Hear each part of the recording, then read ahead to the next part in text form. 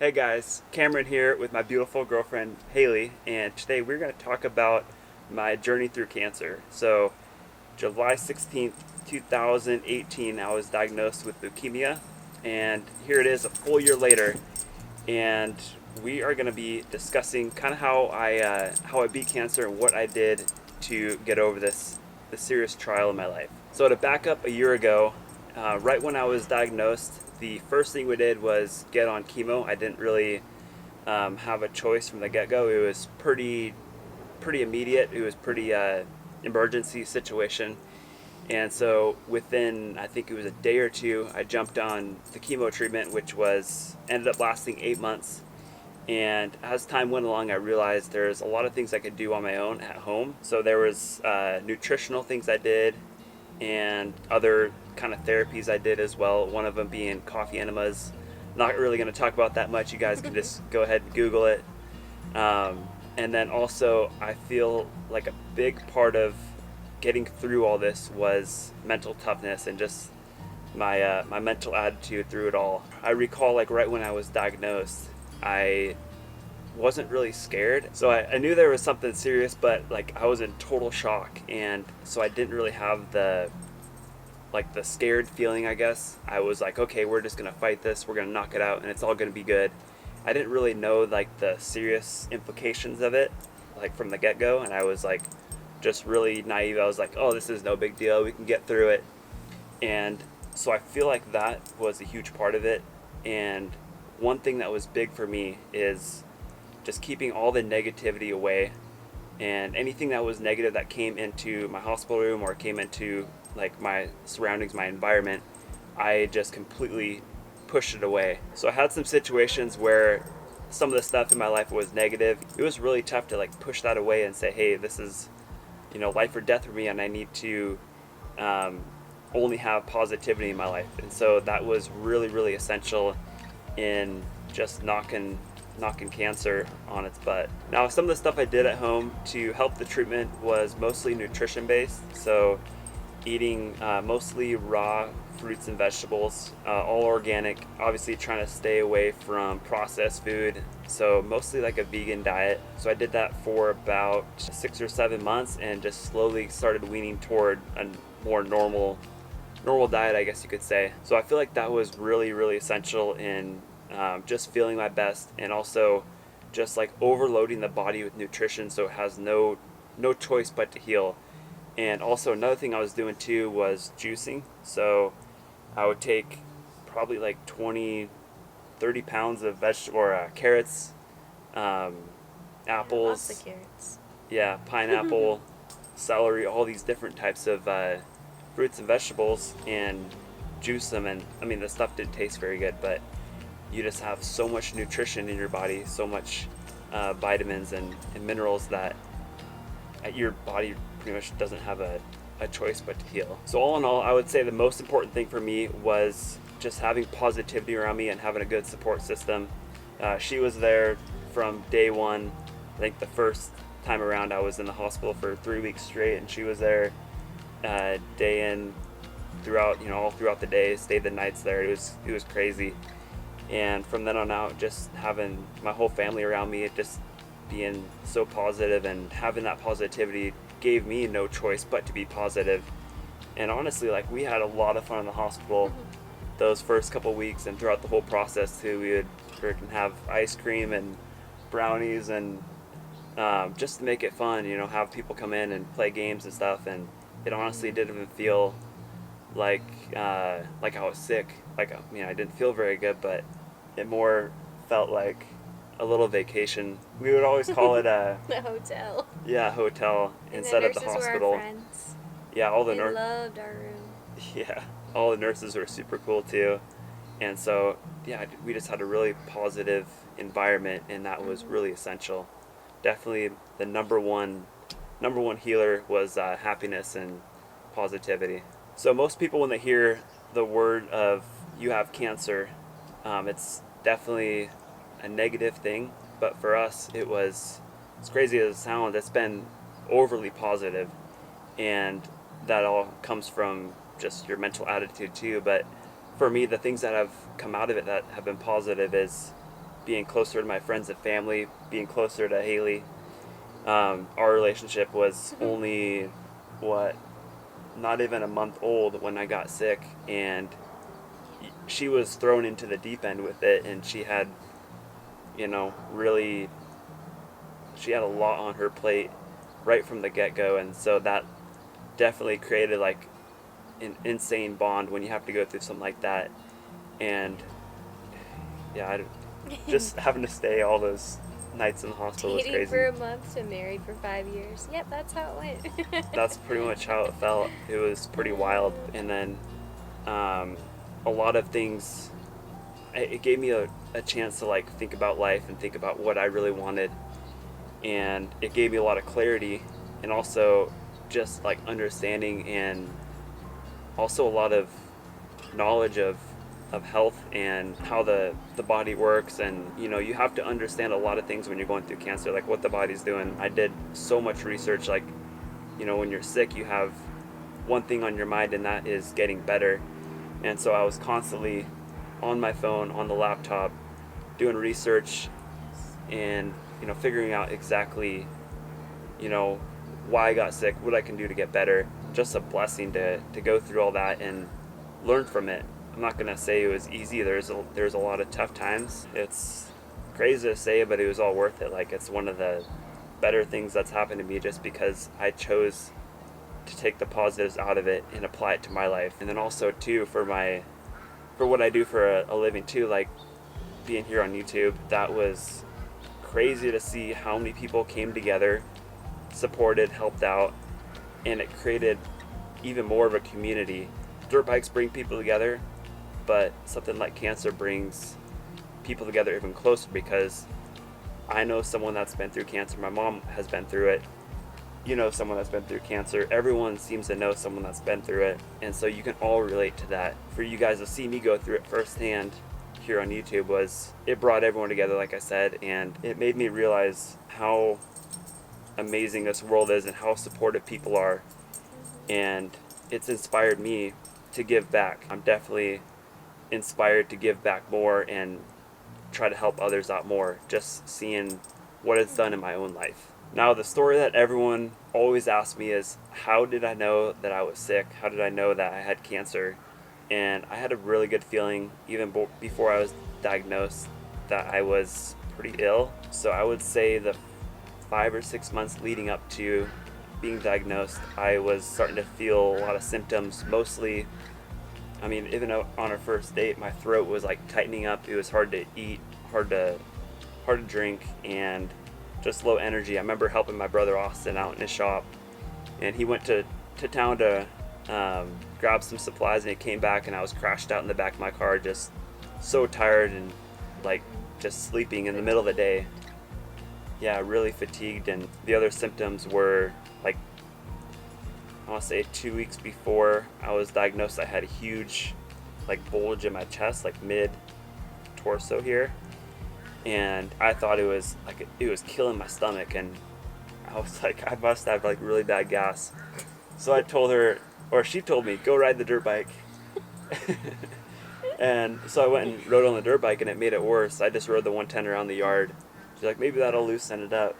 And then you get back and he's like, I was like, okay, maybe some gas. I was gasping for air. And so I said, hey, just step on my stomach right here. She's like, no, I shouldn't do that. And good thing you didn't, because that would have been really bad. But yeah, so basically that was a bunch of fluid around my heart that had built up. They call it a pericardial effusion. That was another symptom, and just a whole host of things. It was hard to breathe. My heart rate was way out of control, and essentially every organ was affected. My heart, my lungs, my stomach. All had fluid around there. Yeah, lots of fluid and inflammation, and they just weren't working very good. And so that was kind of the symptoms leading up to it. I actually went in 3 weeks before I was diagnosed to get a blood panel and try to figure this thing out, because I was having a lot of issues eating, mostly.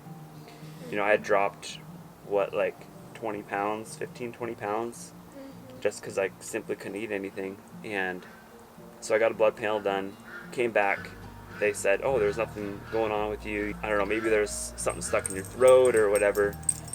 They didn't really know what was going on, but they said everything with the blood looked fine, which I had leukemia and it's a blood cancer, which was insane to think about. Like, I had a pretty gnarly cancer, and for them to say I didn't have anything going on was ridiculous. So 3 weeks later, I was feeling just terrible. Like, I couldn't really function at all. I was so tired. I was sleeping all day long, and you were telling me you have to go were in. like, I'm gonna just, it's gonna be fine. It'll just blow over. Yeah. Then we go to dinner, and you got noodles, and I was like, oh, that'll be good. You can actually eat those. Instead, you ate one, like half of a noodle, and you couldn't even swallow it. You were just like choking on it. And then you tried to take a drink of water, and water wouldn't even go down. Mm-hmm. And I was like, you have to go in, like, now. And you were like, okay, we'll wait until tomorrow. It was always like pushing it off, you know, till next week or till tomorrow. And then I went in at the right time, but all along, like, I just thought I was lazy. I thought I was out of shape. I thought I was just getting old, honestly. You know, I was 25 years old, and I was like, maybe this is the hill. In the back of my mind, I always knew something was going on. And like the week before I was diagnosed, I was online, you know, WebMD, looking around, and you see all these symptoms, and then you see, you know, what's going on. And I was like, damn, I'm sure I have cancer. I didn't really tell anyone, but when I went in, I had that feeling. And so when I got the blood test done at the hospital, went into the ER, you know, they pulled blood out my elbow here, did a blood draw, and I passed out. And I was out for a couple minutes, and then I woke up, and I was just like super sweaty and punching and kicking and like just freaking out. My body was just like, Shut it down. I've had it.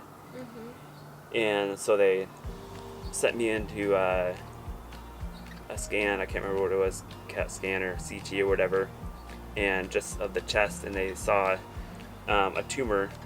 How big was it? Size of a potato? Yeah, big one. A decent size in the left side of my chest right here.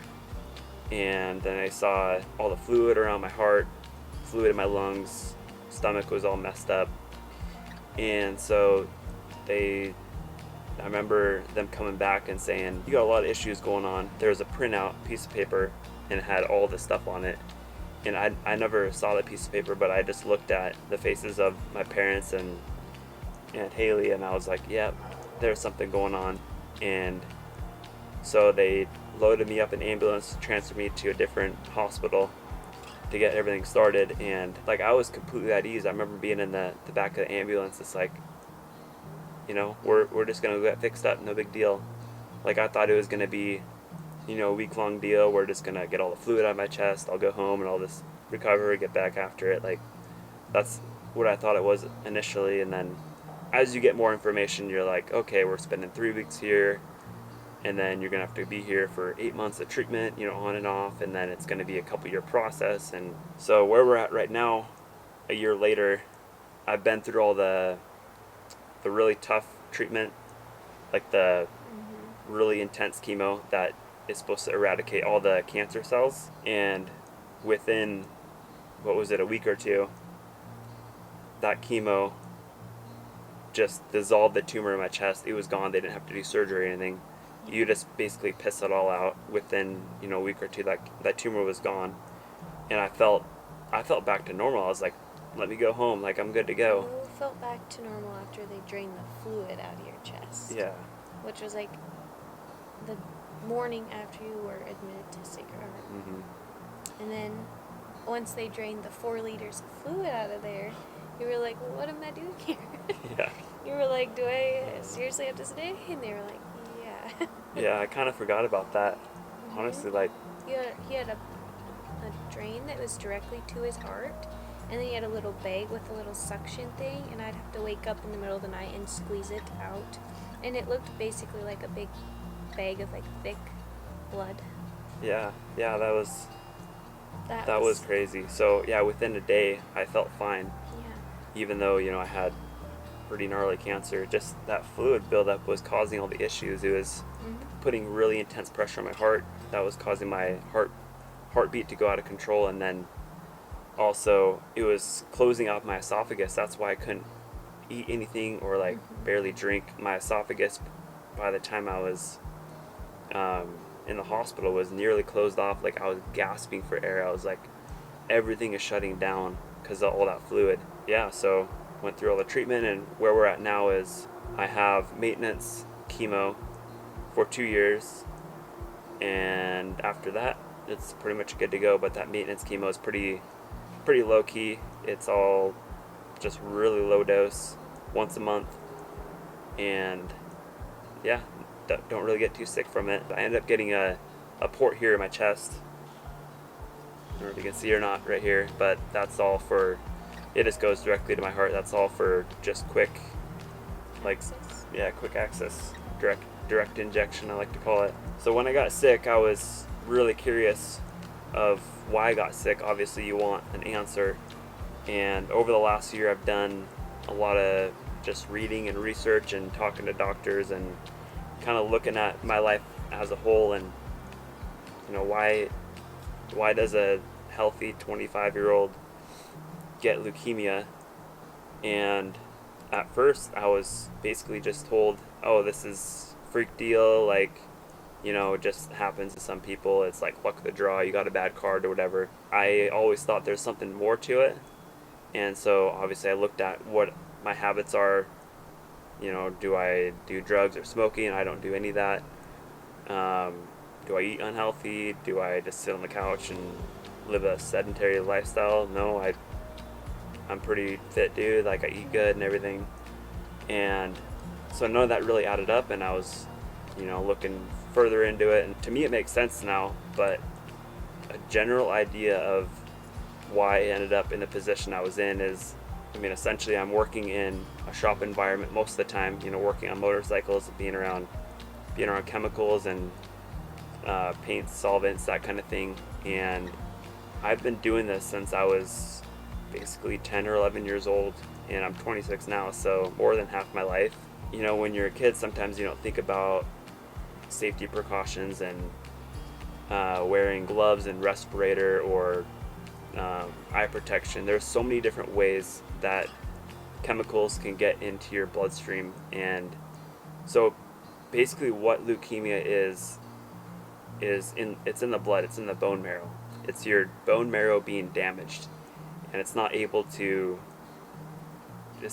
not able to function right, in the simplest terms. Using all these chemicals and paints for the longest time, it gets into your bloodstream through your lungs, through your skin. There's many different ways to get in there. And there's people that paint and do all this stuff for a living for 40 years and never get sick. So it is kind of luck of the draw. It is kind of your lifestyle. And for me, I've always been around that stuff. And so it is, like I said, I just kind of ended up with it. You can't really change the fact now, but in the future, there's a lot I can do, and a lot you guys can do as well, to protect yourself from being exposed to some of the stuff that could cause harm down the road. A one-time exposure is not really going to cause a situation like this. It's prolonged exposure, a buildup of toxins and chemicals in your body that isn't being filtered out. When you build up all these toxins, like, it has nowhere to go, and essentially it creates a cancer.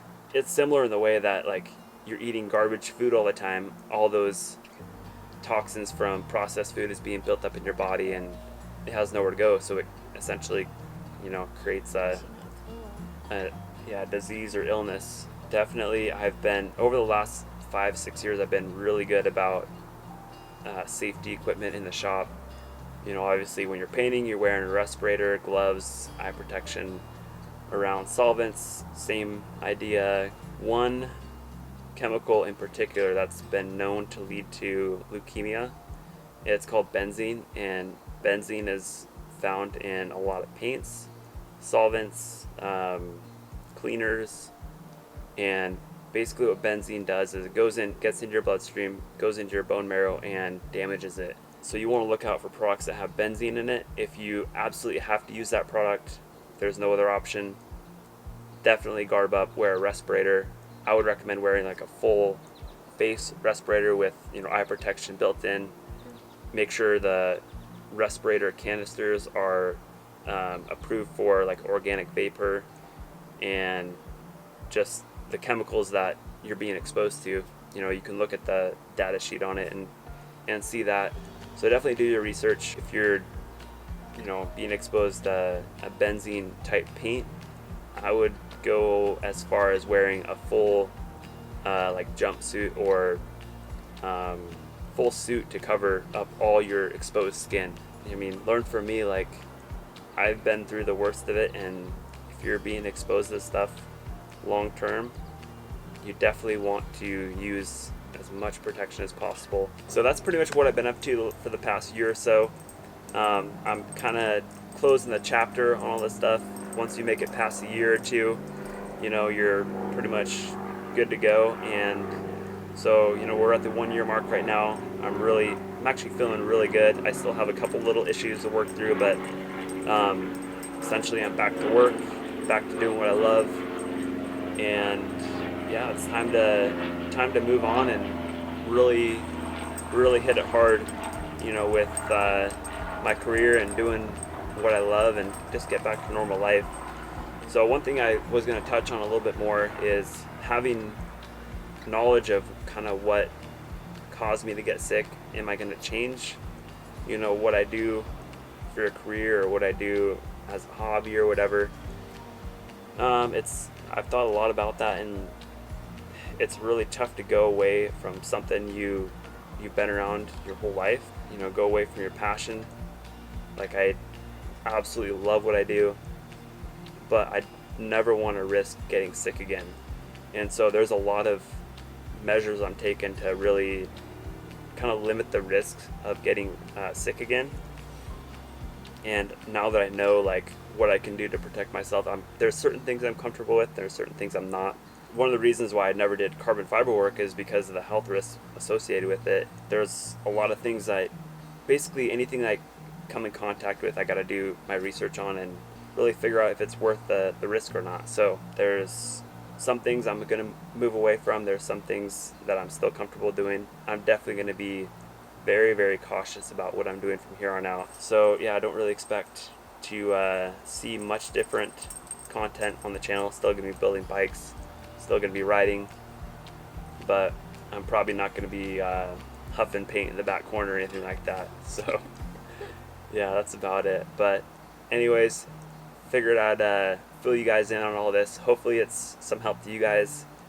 If any of you guys are going through cancer or anyone in your family and you need, you know, help or some insight or whatever, feel free to reach out. Hopefully this video helps out. I would say, like I mentioned earlier, the biggest thing for me was just positivity. Yes. And do your research, buy a few books. If you need book recommendations, definitely let me know.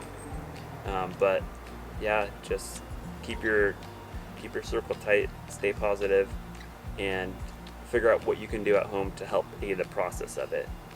So yeah, that pretty much wraps it up. Do you have anything to add? No. Here's to some new adventures, though. Yeah, exactly. We did one today. Yeah, later in the video you're going to see what we did today to kind of not Wrap celebrate. things up. Yeah, we're just trying to, like I said, close the chapter on all this and just move ahead and not forget about it, but just, you know, put it in the rearview mirror and move on with life. So you're going to see what we did in a little bit. Anyways, thanks for watching, guys, and I will see you guys soon. Take care. Do you want to get old and rock in a rocking chair with me? And eat raspberries. Yeah, let me have one of those. Or two. Or 5. What do you got to say, dog? What do you sniff?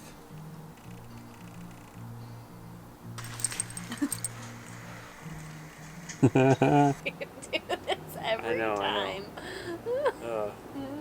Okay. Serious face. So pretty out. It is. I don't know where you're taking me. I don't know where you're directing me, but I'm pretty excited. I can't wait to see the reaction. I can't wait to see your reaction.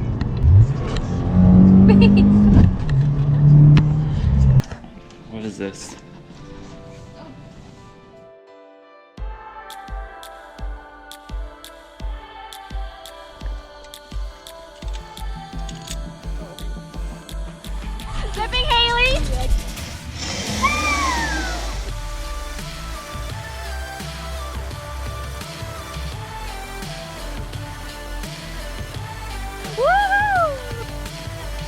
Zipping, Cameron?